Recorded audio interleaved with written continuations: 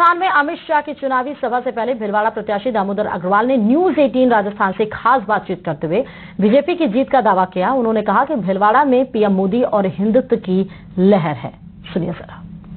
भिलवाड़ा से बीजेपी उम्मीदवार दामोदर अग्रवाल हमारे साथ मौजूद हैं। दामोदर जी, क्या लगता है पिछली बार का रिकॉर्ड क्या आप तोड़ पाएंगे? 6,10,000 से बीजेपी यहाँ से जीती थी। क्या इस बार आपको लगता है वैसी हवा नजर आ रही है आपको? बेशक उससे बेहतर पोजीशन है। भारतीय जनता पार्टी के समस्त कार्यकर्ता एकमुखी होकर पूरी ऊर्जा के साथ चुनाव मैदान में है और सबसे बड़ी बात इस बार पिछली बार की तुलना में जनता का उत्साह और ज्यादा है। इसलिए मुझे उम्मीद है हमारा रिकॉर्ड हमारी टीम मिलकर तोड़ेगी। पिछली बार जो कांग्रेस उम्मीदवार बीजेपी के सामने था, अब वो बीजेपी में शामिल हो चुका है, लेकिन कांग्रेस की ओर से हैवीवेट जो है कैंडिडेट आपके सामने दिया गया है। क्या लगता है कोई फर्क नहीं पड़ेगा? कांग्रेस के उम्मीदवार वरिष्ठ नेता हैं कांग्रेस के, मैं उनका सम्मान करता हूं, लेकिन चुनाव में वोट जनता देती है और जनता का मानस तय है कि मोदी को फिर लाना है।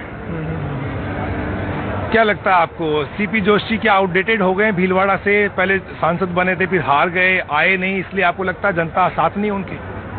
बहुत पुरानी बातें भाई। 2009 को 15 बरस हो गए। उस समय जो 3 साल का अबोध शिशु था, अभी 18 साल का गबरू जवान होकर मतदाता है। बहुत बदल गई। गंगा जी में बहुत पानी बह गया 15 सालों में। न 2009 की कांग्रेस बची है और न 2009 की अब भाजपा है। अब मोदी युग की भाजपा है, 2024 की भाजपा।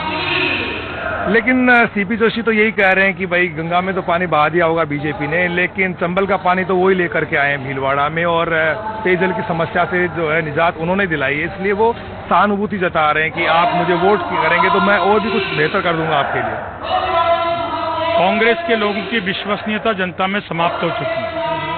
वो क्या कहते हैं इसको कोई गंभीरता से लेता नहीं है। यदि चंबल का पानी 2014 में आ गया उनके अनुसार, तो फिर मैदान क्यों छोड़ के भागे? उन्होंने कहा था चंबल का पानी नहीं आएगा तो वापस आऊंगा नहीं। अब फिर 15 साल बाद वापस क्यों लौट रहे हैं? चंबल में 97% पैसा वसुंधरा राजे की सरकार में लगा है। इवन 2013 तक, जब तक कांग्रेस का शासन था अशोक गहलोत का, तब तक एक फूटी कोड़ी जमीन पर नहीं उतरी।